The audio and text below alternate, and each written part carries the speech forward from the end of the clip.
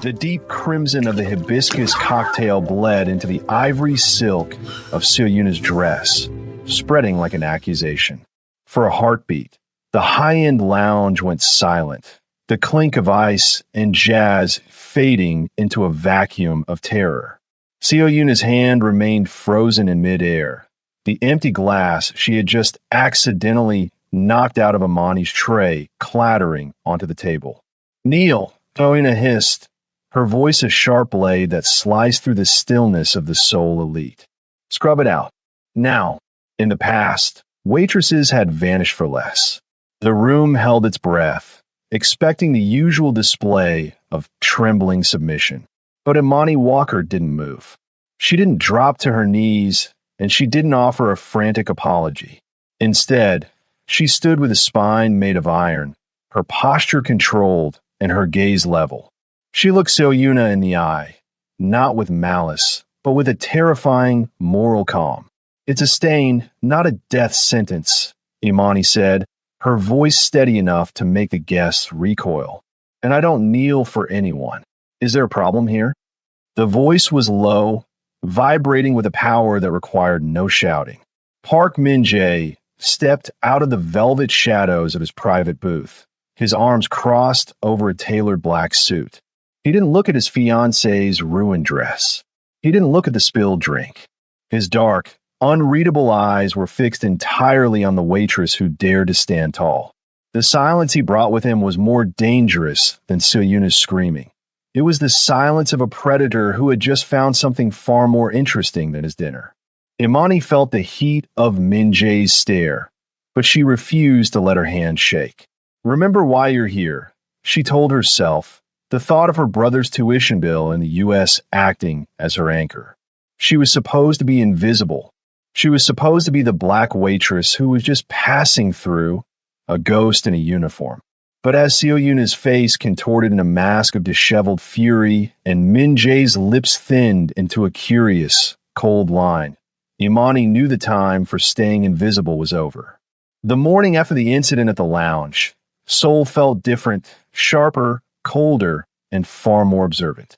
Imani walked down the narrow, winding streets of her neighborhood, her breath blooming in the crisp air like pale ghosts. Usually, the city felt like a sea she could drown in, a place where a black woman in a simple coat was just another face in the crowd of 10 million.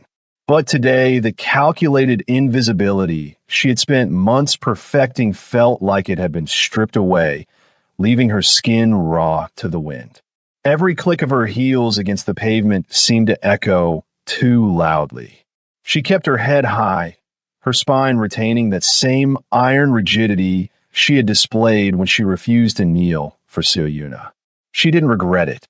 The memory of the fiancé's shocked, recoiling face was a small fire that kept her warm, even as the weight of her brother's future pressed against her chest. She had already sent the bulk of her last paycheck home. Andre was safe, his tuition was paid for the semester, and that was all that mattered. She could handle a little heat if it meant he never had to know the cold. But as she turned the corner toward her favorite coffee stand, a prickle of unease crawled up the back of her neck. It wasn't the usual curiosity of passers-by. It was a heavy, deliberate pressure. She didn't look back. Instead, she adjusted the strap of her bag and caught her reflection in a shop window. Behind her, half a block away, a black sedan crawled at a snail's pace, its tinted windows reflecting the gray sky. When she stopped, it stopped. When she crossed the street, it followed a minute later, a silent shadow in the urban labyrinth. Imani ducked into a crowded subway station, her heart beginning a frantic rhythm. She moved through the throng of commuters, weaving between businessmen and students, hoping to lose herself in the sheer volume of humanity. She felt the eyes before she saw the men. Two of them. They weren't wearing the flash suits of the lounge. They were dressed in nondescript tech wear, but they moved with a synchronized predatory grace that gave them away. They weren't looking at the subway maps. They were looking at her. They weren't Seoyuna's thugs. Seoyuna would have sent someone loud, someone meant to cause a scene and humiliate her. These men were different. They were silent, professional, and terrifyingly patient. They were Park Min-jae's men. Imani leaned against a pillar, her hand trembling slightly as she touched the small locket beneath her shirt. The realization hit her like a physical blow. Min-jae hadn't forgotten the girl who had looked him in the eye. He hadn't dismissed her as a fluke. He was studying her, tracking her every move as if she were a piece on a board he was just beginning to play. She wasn't just a waitress anymore. She was a target of interest for the most dangerous man in the country. The glass ceiling she had lived under hadn't just cracked. It was beginning to shatter, and the men in the shadows were waiting to see which way the shards would fall. Imani took a deep breath, forced her hands to be still, and stepped onto the arriving train. She would keep moving. She would stay focused. But as the doors hissed shut, she saw one of the men step into the next car, his gaze meeting hers through the glass with a terrifying, unreadable calm. The hunt had begun. The following Tuesday, a heavy, unnatural silence settled over the lounge, as if the building itself were holding its breath. The evening rush had been cleared out early, and the glittering chandeliers seemed to dim in anticipation. Imani stood in the kitchen, smoothing the front of her uniform, her fingers grazing the locket she always wore for luck. She could feel the stares of the other servers, eyes filled with a mixture of pity and morbid curiosity. They knew the order that had come down from the top floor. "Table 4, the manager whispered, his face ashen, refusing to look her in the eye. "Private service. He specifically asked for you, Imani. Don't speak unless he prompts you. Just be careful." Imani nodded once, her expression a mask of moral defiance. She didn't feel like a victim led to slaughter. She felt like a soldier entering a parley. She picked up the heavy silver tray and stepped out into the main room. The lounge was empty of its usual vanity. In the center of the room, under a single directed spotlight, sat Park Min-jae. He had discarded his suit jacket, his white sleeves rolled up to reveal forearms that looked as though they were carved from granite. He wasn't looking at the menu or his phone. He was looking at the entrance, waiting for her. "Sit," he said as she approached. His voice was a low, melodic rasp that carried the absolute authority of a man who had never been told no. Imani set the bottle of sparkling water on the table, but remained standing. "I'm on the clock, Mr. Park. It's against policy for staff to fraternize with the guests." For the first time, she saw a flicker of something human in his unreadable eyes, a dry, dark amusement. "I own the lounge, the staff, and the ground you're standing on. The policy is whatever I say it is. Seat." Imani pulled out the velvet chair, her movements slow and deliberate. She sat with her back perfectly straight, her hands folded on the table. She didn't fidget. She didn't look down. She met his gaze with a level of inner strength that seemed to surprise him. For a long minute, Min-jae simply studied her.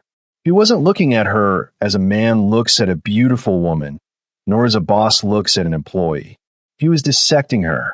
He was looking for the crack in her armor, the moment where the black waitress would finally blink and show the fear he was accustomed to. "I watched you with Seo Yuna," he said finally, leaning forward into the light.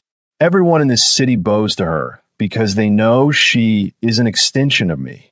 But you stood there like she was nothing, like I was nothing. Tell me, Imani Walker, where does a woman like you get the nerve to ignore the most dangerous man in Seoul?" "I don't ignore you, Mr. Park," Imani replied, her voice steady and clear. "I just don't fear you. Fear is for people who have something to lose that can be taken by a man with a gun. My dignity isn't something you can take. I have to give it to you, and I've decided not to." Min-jae's expression didn't change, but the air between them grew thick with a sudden electric tension. He reached out, his hand hovering inches from hers on the table. He didn't touch her. This wasn't about the physical, but the heat from his skin was palpable.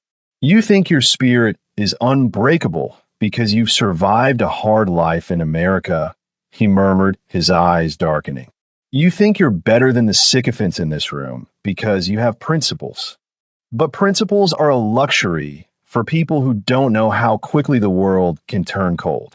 I know exactly how cold the world is, Imani countered, thinking of the weight of her brother's tuition and the long nights spent working for people who didn't know her name. That's why I keep my fire. If I let you or your fiancé put it out, I'd be as dead as the people you have buried in the hills. The silence that followed was deafening. Min-jae didn't move. He continued to interrogate her spirit with that piercing gaze, looking for a lie, a tremor, a hint of greed. He found none.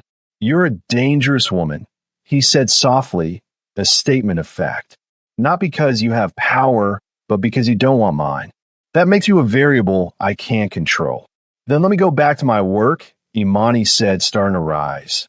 No, Min-jae said, his hand finally dropping to the table with a firm thud. The game has already changed, Imani. Seo Yuna doesn't forgive, and I don't forget. Whether you like it or not, you're no longer invisible. As Imani walked away, she felt his eyes boring into her back. She had survived the interrogation, but as she caught her reflection in the glass of the bar, she realized she was no longer just a waitress. She was a challenge, and in Min-jae's world, challenges were either mastered or destroyed. The morning air in Imani's small studio apartment felt violated, the heavy scent of expensive, cloying perfume clashing with a metallic tang of fear. She had returned from her shift to find her world turned inside out. The dresser drawers were pulled out, her clothes strewn across the floor like discarded skins, and her mattress had been sliced open, the stuffing spilling out like synthetic snow. Imani stood in the center of the wreckage, her breath hitching as she saw her brother's framed high school graduation photo lying shattered on the floor, the glass spiderwebbed over his smiling face. It was a surgical strike, deliberate, cruel, and silent. Nothing of monetary value was missing, but the message was louder than a scream. I can find you anywhere. A heavy thud at the door made her jump, her heart leaping into her throat. Before she could reach the handle, it swung open to reveal two men in dark, nondescript suits accompanied by a local officer. The officer didn't look at the chaos of the room. His eyes remained fixed on a digital tablet in his hand, his expression one of bored bureaucracy.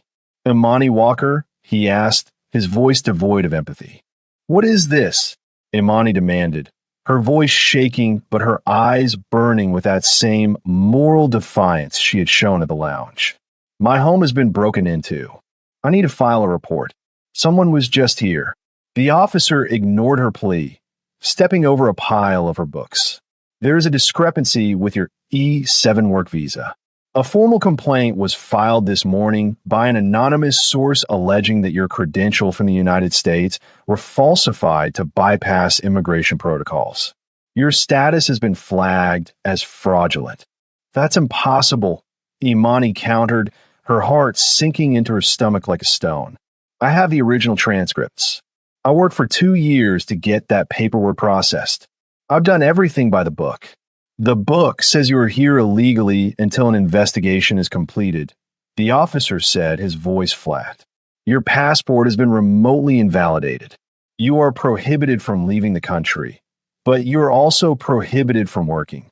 You have 24 hours to vacate this property, as your lease is tied to your employment status. The speed of it was dizzying. In less than 10 minutes, the life she had painstakingly built to support her brother was being dismantled. As they led her out of the building, the cool Seoul rain began to fall, slicking the pavement. A black sedan with tinted windows sat idling across the street, its engine a low, predatory hum. The rear window rolled down just an inch, revealing a flash of perfectly manicured fingers and the cold, triumphant eyes of Yoon Seo-yuna. She didn't say a word. She didn't have to. The smirk playing on her lips said it all. This was the price of standing tall. Seo-yuna wasn't just trying to deport her.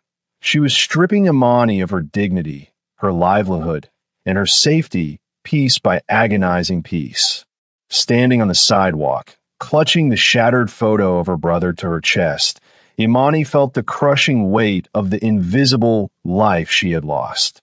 She was no longer just a waitress or a ghost in the city. She was a woman caught between a vengeful queen and a silent king. And as the sedan pulled away, she realized that to survive the first strike, she would have to step directly into the path of the man who had been watching her from the shadows. The black sedan didn't take Imani to a police station or a detention center. It glided through the reinforced iron gates of a sprawling fortress nestled in the high cliffs of Pyeongchang-do.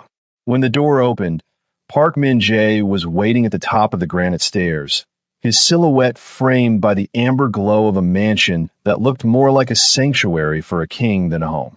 He looked down at Imani, her clothes damp from the rain, her eyes burning with a mixture of exhaustion and moral defiance, and simply gestured for her to enter. Your apartment is no longer yours. Your name has been erased from every system in this city, Min-jae said, his voice a low, steady vibration in the cool night air. Here, you exist only because I say you do. In these walls, Seo Yuna is a ghost with no haunting rights. The estate was a masterpiece of cold glass and silent stone, but to Imani, it felt like a mausoleum. Min-jae led her to a suite on the third floor, a room draped in silks and fine linens that felt like a mockery of her current state. You will stay here, he stated, his arms crossed over his chest, his gaze never leaving her face. In exchange, you will act as my personal liaison. You will be at my side during meetings. You will be the one person in this house who doesn't lie to me out of fear. Imani looked at the opulence surrounding her, her fingers tracing the edge of a mahogany desk that cost more than her brother's entire college education. You've traded one cage for another, Mr. Park. You think because the bars are gold and the sheets are silk, I won't notice I'm a prisoner. I'm giving you a life, he countered, stepping closer until the scent of sandalwood and expensive tobacco enveloped her. Seo Yuna was going to give you a grave. Learn the difference before you decide to be ungrateful. The true nature of that life revealed itself over the following days. Imani was no longer a waitress, but she was far from a guest. As she followed Min-jae through the lower levels of the estate, the parts the architects hadn't meant for the public to see, the inner strength she prided herself on was forged in a fire of cold, hard reality. She saw the backrooms where men with bruised knuckles whispered about disruptions in shipping routes and the removal of obstacles. She stood in the corner of his study as he signed documents that she realized were not for legitimate trade, but for the movement of ghost fleets and silent, untraceable capital. The calculating invisibility she had once used to survive the lounge was now her greatest tool for observation. One evening, passing a heavy soundproof door in the basement level, she caught a glimpse of the violent truth that sat beneath Min-jae's tailored suits. A man sat tied to a chair, his face a map of swelling and blood, while one of Min-jae's lieutenants spoke in a calm, terrifyingly rhythmic monotone. There was no screaming, only the heavy, wet thud of a blunt object hitting flesh. Imani froze, her breath catching in her throat, the shattered photo of her brother feeling like a lead weight in her pocket. This was the foundation of the palace. This was the man who had sat across from her, at the table for one. Min-jae appeared behind her, his hand resting lightly on the small of her back. He didn't try to close the door or hide the scene. Now you see it, he whispered against her ear, his breath warm against her skin. The world is not judged by how people treat those who can do nothing for them, Imani. It is ruled by those who have the power to do everything to them. Do you still want to be the only one who doesn't bow? Imani turned to face him, her eyes burning with a mixture of horror and an unbreakable, furious resolve. She didn't flinch from the blood on the floor or the darkness in his eyes. More than ever, she whispered back, her voice like iron. Because if I bow now, I'm just like you. Min-jae's grip tightened almost imperceptibly, a flash of something that looked dangerously like respect flickering in his dark eyes. The golden cage had been opened, but as Imani looked at the man before her, she realized the most dangerous part of being his liaison wasn't the violence she had just witnessed. It was the fact that she was beginning to see the man behind the monster. The storm outside the estate was a violent symphony, rain lashing against the floor-to-ceiling glass of the study like 1,000 tiny hammers trying to break in. Inside, however, the air was thick with a heavy, crackling silence. The only light came from the low amber glow of the fireplace, casting long, dancing shadows across the mahogany shelves and the sharp, obsidian lines of Park Min-jae's desk. Imani stood by the window, her reflection a ghostly silhouette against the dark Seoul skyline. She had traded her polyester waitress uniform for a lounge set of deep charcoal silk, a gift from the golden cage that felt far too soft against her skin. She didn't turn when she heard the clink of glass. She knew Min-jae was there, stripped of his tailored blazer, his white dress shirt unbuttoned at the collar and sleeves rolled up to his elbows. "You're remarkably quiet tonight," Min-jae remarked, his voice a low vibration that seemed to travel through the floorboards. "I'm thinking about the man in the basement," Imani replied, finally turning to face him. Her eyes drifted to his exposed forearms, catching the jagged, silver-white line of a scar that ran from his wrist up toward his elbow. It was old but deep, and I'm wondering if that's how you got that. Min-jae looked down at his arm, a bitter, hollow shadow crossing his face. He didn't cover it. Instead, he traced the mark with his thumb, his expression unreadable. This wasn't from a rival or a debt collector. This was a lesson from my father. I was 14, and I had shown unnecessary mercy to a boy who had stolen from our warehouses. He wanted to make sure I never forgot the price of soft heart. Imani felt a sharp, unexpected pang of recognition. Not of the brutality, but of the weight of a legacy you never asked for. She stepped closer, her hand instinctively reaching toward the hollow of her collarbone, hidden beneath the silk. "I have one too," she whispered, "from a different kind of fire." Min-jae stepped into the light of the fire, his dark eyes searching hers. For the first time, he didn't look like a predator. He looked like a man who was tired of wearing a mask. "Show me." Imani hesitated, then slowly lowered the edge of her collar to reveal a small, puckered star of scar tissue.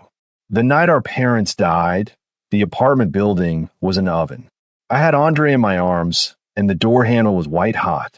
I didn't feel it until we were on the sidewalk. I was so focused on making sure he didn't have a scratch on him that I didn't realize I'd burned the skin off my palm and shoulder. Min-jae reached out, his fingers hovering just inches from her skin, radiating a heat that rivaled the fireplace. He didn't touch her, but the proximity felt more intimate than a kiss. "We are both defined by what we've lost," he murmured, his voice losing its iron edge. "You protect your brother with your pride. I protect my empire with my blood. But the scars, they speak the same language." In the dim light, the terrifying facade of the Mafia boss cracked. The cold, calculating distance in his eyes thawed into a profound, weary loneliness. For the first time, Imani didn't see the monster who ruled the underworld. She saw a boy who had been broken into a weapon, and a man who had forgotten what it was like to be touched without fear. "Is that why you brought me here?" Imani asked, her voice barely a whisper. "To see if my fire could survive your cold?" Min-jae finally let his hand drop, his fingers grazing the silk of her sleeve. "I brought you here because you were the only thing in this city that felt real. And because I realized that if CO Unit destroyed you, the last piece of my own soul would go with you." The air between them grew electric, the moral defiance that usually fueled Imani softening into something far more dangerous: empathy. As the rain continued to roar against the glass, the golden cage no longer felt like a prison. For one night, it was a sanctuary where two scarred souls could finally stop fighting the world and start seeing each other. The fragile peace of the estate shattered on a Tuesday morning, dissolved by the cold light of a laptop screen. Imani was in a small library, cataloging a shipment of rare first editions for Min Jae, when a heavy oak door swung open with a violence that made her heart drop. Min Jae didn't enter the room with his usual measured grace. He moved like a storm front, followed closely by his lead security tech, a man whose face was pale with a mixture of fear and confusion. "Explain this," Min Jae commanded, his voice a low, dangerous rumble. He didn't look at her with the warmth of the previous night. He looked at her as if she were a target he had finally pinned to the wall. He slammed a tablet onto the mahogany table. On the screen was a scrolling log of internal server access, a high-level encryption key, one that only Min Jae and his closest lieutenants possessed, had been used at 3 in the morning to bypass the firewall of the Kwon Group's legitimate shipping subsidiary. Millions of dollars in proprietary logistics data had been exported to an offshore server. The IP address used for the final handshake was the dedicated secure line in Imani's guest suite. "I don't understand," Imani said, her voice steady despite the ice water flooding her veins. "I was asleep at 3. I don't even know how to bypass a firewall, let alone a Mafia encryption key." "The logs don't lie, Imani," the tech whispered, cringing under Min Jae's gaze.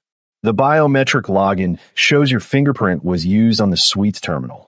It's a perfect match." Imani felt the golden cage closing in, the bars thickening with every word. She looked at Min Jae, searching for a trace of the man who had shared his scars with her, but the mask was back, colder and harder than ever. "You think I did this? After everything I told you? You think I'd risk my brother's safety for a data breach?"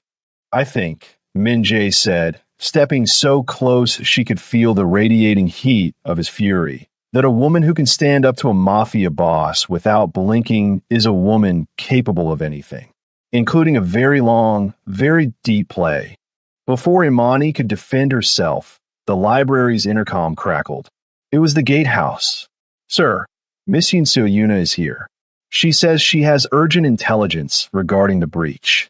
Seo-yuna entered the study minutes later, looking every bit the triumphant queen. She didn't scream or throw glass this time. Instead, she carried a slim manila folder with a sense of practiced tragedy.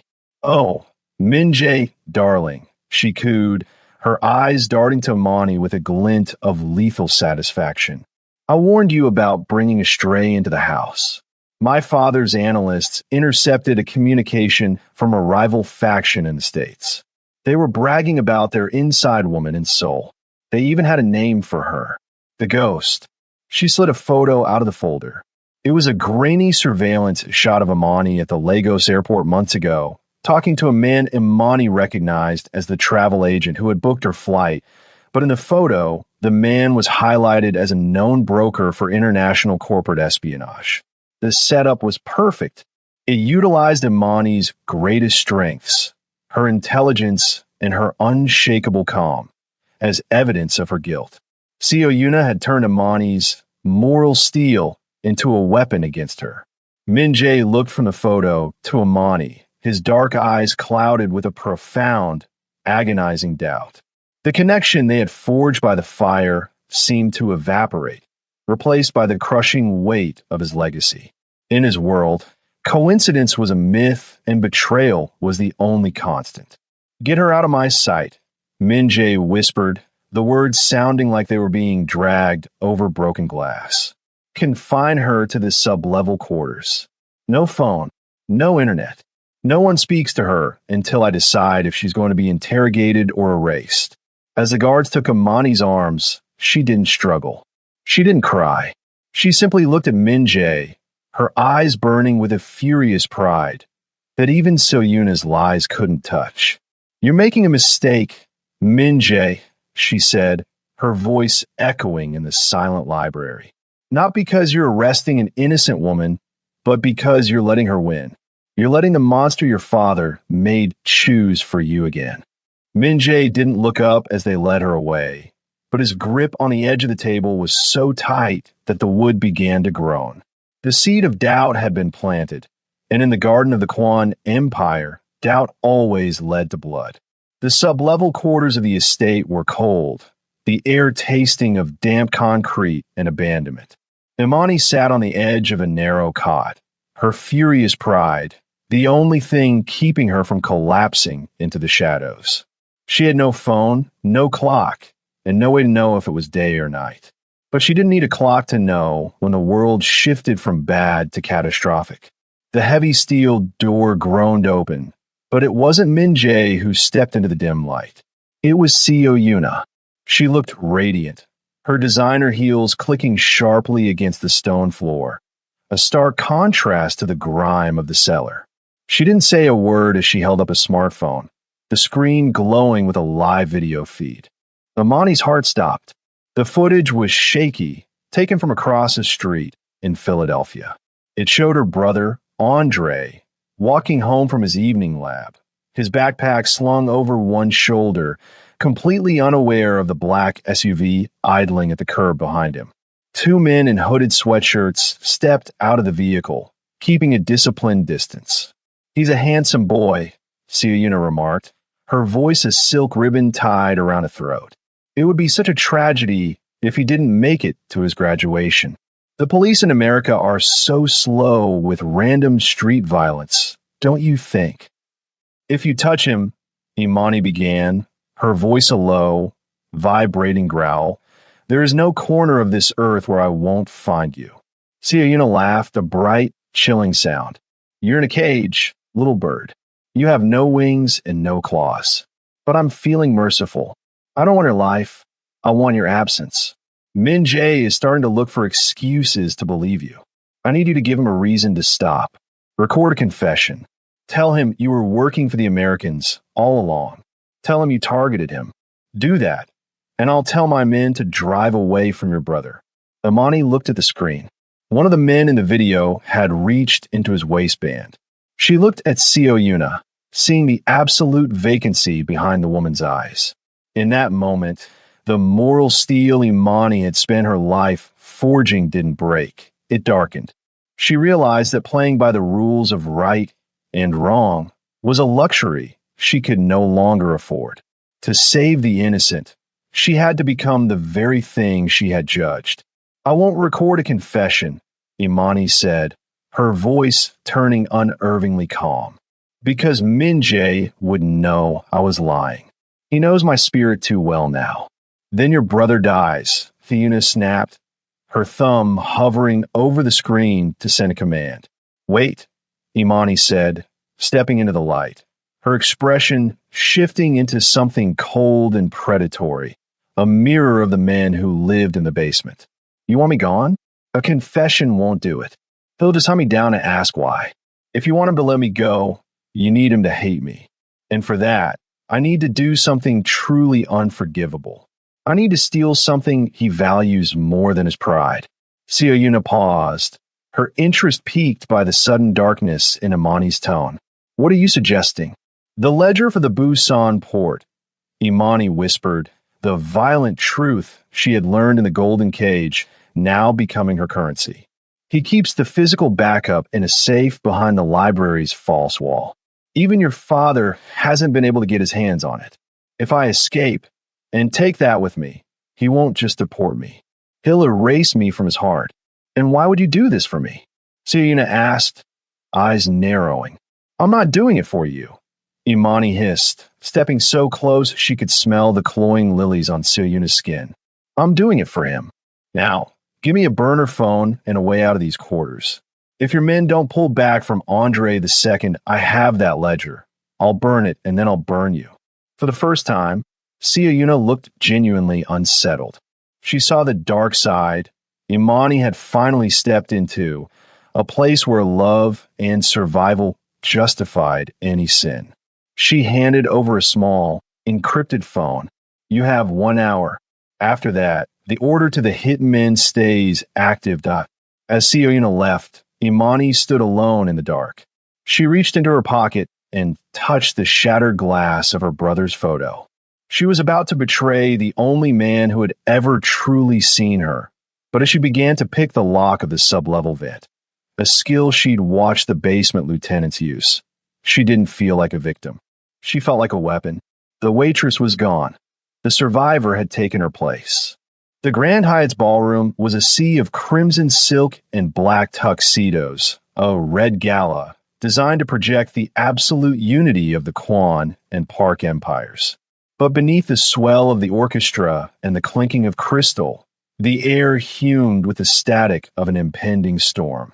Imani moved through the periphery of the room, her presence once again reduced to the invisible status of a server. She wore the standard black waistcoat and white gloves of the catering staff, a disguise she had donned after slipping through the estate's vents and meeting Min Jae's most trusted lieutenant in the shadows of the underground garage. She wasn't there to steal the ledger. She was there because she had realized the ledger was never the prize. It was the bait for a massacre. From her vantage point by the Champagne Tower, Imani watched Min Jae. He stood at the center of the room, the cold, calm boss personified, his arms crossed as he endured the forced pleasantries of Seo-Yuna's father, Chairman Park. Beside him, Seo-Yuna glowed with a predatory triumph, her eyes scanning the room for the girl she thought she had successfully broken. She didn't notice the black waitress standing 10 feet away, her posture controlled and her gaze tracking the subtle movements of the guards stationed at the exits. Imani saw it first, the moral defiance in her spirit sharpening her senses. The guards at the north door weren't wearing the Quan crest. They were leaning too heavily on their left sides, the telltale stance of men concealing submachine guns. A signal was passed, a simple nod from Chairman Park, and the music didn't just stop. It died in a discordant screech. Now, Seo-Yuna's voice pierced the sudden silence. No longer a silk ribbon, but a jagged shard of glass. As the first suppressed shots echoed through the hall, panic erupted. The elite of Seoul scrambled like frightened livestock, but Imani moved with the fluid, calculated invisibility she had perfected over months of service. While the assassins focused on the high-profile targets at the center of the room, Imani ducked behind the heavy velvet curtains of the service corridor. She knew this building's layout better than any of the gunmen. She had studied the blueprints in Min Jae's study during her days in the Golden Cage. She navigated the back hallways with a furious pride, bypassing the main conflict to reach the lighting booth overlooking the ballroom. Below, Min Jae was pinned behind an overturned mahogany table, his silhouette a target for 3 snipers positioned in the musicians' gallery. Imani didn't have a gun, but she had the intelligence of a survivor. She reached the master breaker, her hands steady as she recalled the violent truth of Min Jae's world. Power was only as good as one's ability to see it. With a sharp wrench of the lever, she plunged the red gala into absolute, suffocating darkness. The night vision goggles of the assassins flared into blinding white light as Imani triggered the emergency strobe system she had rewired moments before. In the disorienting flicker, the waitress skills of moving unseen became a lethal advantage. She slipped back into the ballroom, using the flashes of light to navigate. She found the primary assassin, the one Seo-Yuna had signaled to finish Min Jae, and used a heavy silver serving tray to catch the man across the temple. She reached Min Jae's side just as the emergency backup lights kicked in. He spun, his suppressed pistol leveled at her chest, his eyes wild with a profound doubt of the previous days. "It's me," Imani whispered, her voice like iron through the chaos. The ledger was a distraction. "Your fiancée isn't just a liar, Min Jae. She's a traitor." Min Jae looked at the fallen assassin at her feet, then back at the woman who had returned to a war zone to save him. The crack in his Mafia mask returned, but this time it wasn't born of grief. It was born of a shattering realization. He grabbed her hand, his grip crushing and protective. "Stay behind me," he growled, the coldness in his voice now directed solely at the Park family. Across the room, Seo-Yuna stood frozen, her disheveled hair and shocked expression revealing the instant loss of control. Her coup had failed because she had underestimated the one variable she thought she had erased. Imani Walker wasn't just a waitress or a ghost. She was the silent architect of the Park family's ruin. As Min Jae's loyalists swarmed the room to regain control, Imani stood tall beside the man she had saved, her expression one of inner strength that no amount of blood or darkness could dim. The Red Gala was over, and the reign of the Fiancée was burning to ashes. The smoke from the gala had barely cleared before the world of Park Min Jae began to tilt on its axis. Within 48 hours, the corrupt officials who had flagged Imani's visa were in custody, and the forensic evidence of Seo-Yuna's digital frame-up was splashed across the morning news. Imani didn't return to the sub-level quarters or the guest suite. Instead, she stood in the center of Min Jae's study, watching as he systematically burned the last of the Park family's ledgers in the hearth. Min Jae looked different. The cold, calm mask hadn't returned. In its place was a quiet, focused intensity. He had spent the day meeting with his remaining lieutenants, but the conversation wasn't about turf or retaliation. It was about the Reformation. He was dismantling the ghost fleets, selling off the illegal shipping routes, and pivoting the Quan Group toward a future of legitimate global logistics. He was moving out of the shadows, and he was doing it with a speed that spoke of a man who finally had something to lose. Imani watched him, her inner strength tempered by the exhaustion of the battle she had survived. She had received a call from Philadelphia that morning. Andre was safe, the men in the SUV were gone, and his tuition for the next year had been paid in full by an anonymous benefactor. The weight she had carried for so long was finally lifting, but as she looked at Min Jae, she realized there was one more thing that needed to be settled. "You're free, Imani," Min Jae said, turning from the fire. He held a small leather folder in his hand. "Your name is cleared. Your passport is restored. There is a flight leaving for New York tonight, and a wire transfer has been made to your account. It's more than enough for you and your brother to live comfortably for a very long time." Imani felt a sharp, cold pang in her chest. She looked at the folder, then at the man she had saved from his own life. "Is that what you want? For me to be another person who took your money and disappeared?" Min Jae stepped closer, the sandalwood and ozone scent of him filling her senses. For the first time, he didn't cross his arms. He reached out, his hand trembling almost imperceptibly as he cupped her face. "What I want is a life I don't deserve. I want to build something that isn't built on blood. But I don't know how to do that without the only person who was brave enough to tell me the truth." He didn't drop to one knee. He didn't need the theater of a Mafia proposal. Instead, he pulled a small velvet box from his pocket and set on the table between them. Inside sat a ring of obsidian and white gold, a fusion of strength and light. "I'm not asking you to be a Mafia boss's fiancée," Min Jae whispered, his dark eyes searching hers with a profound, weary loneliness that was finally finding hope. "I'm asking you to be my partner, my equal. Stay and help me turn this empire into something our families can be proud of. Stay and be the new queen of a world that actually deserves you."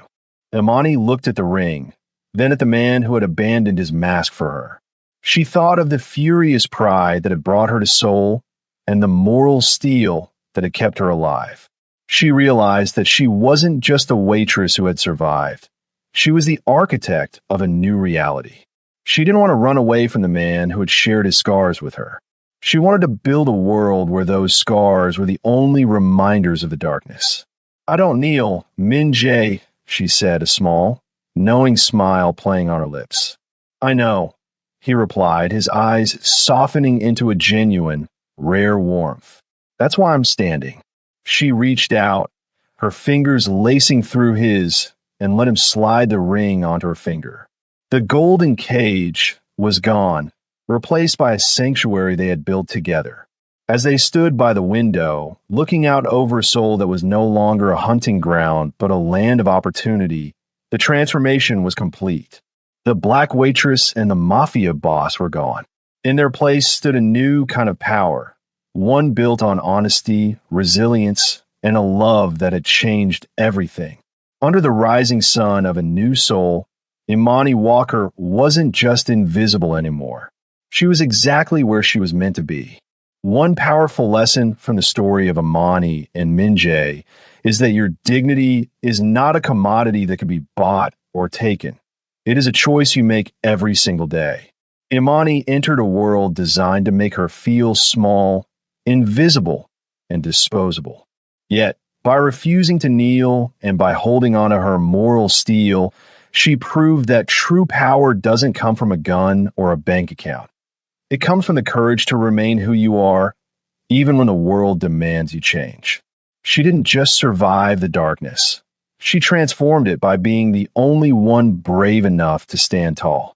If you enjoyed this journey of defiance, transformation, and forbidden love, don't miss out on our next deep dive into the shadows of the elite. Please subscribe now to join our community.